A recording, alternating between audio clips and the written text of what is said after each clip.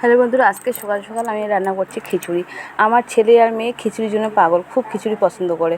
তো আমি এখানে খিচুড়ি রান্না করেছি। তারপর আমি যাবো এক জায়গায় বন্ধুরা, তোমাদেরকে যাবো কোথায় তোমাদেরকে দেখাচ্ছি। আমি পুরোটা দেখাতে পারবো না, তবুও দেখাচ্ছি।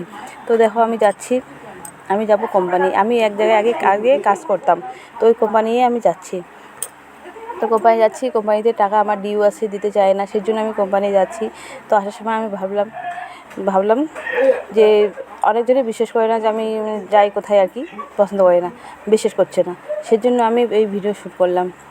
তো এখন আমি আছি বিগ বাজারের কাছাকাছি, আছি। আমি বাড়ি আসছি, এই যে বিগ বাজার, এটা হচ্ছে বিগ বাজার শপিং মহল এটা। তো আমি বাড়ি আসছি এখন। তো আমি গিয়েছিলাম, গিয়ে আমার কোনো লাভ হলো না, শুধু টাকা পয়সা খরচা হলো। আমার যাওয়া আসা ভাড়া লাগে 80 টাকা, শুধু আমার এমনি শুধু ভাড়া গেল।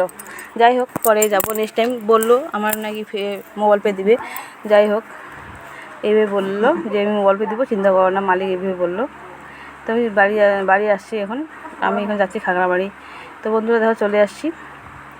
তো বন্ধুরা বাড়ি চলে আসছি, আমার ভীষণ খিদে পেয়েছে। আমি সকালবেলা খিচুড়ি রান্না করেছি, খাই নেই, তো আমার জন্য রেখেছি অল্প।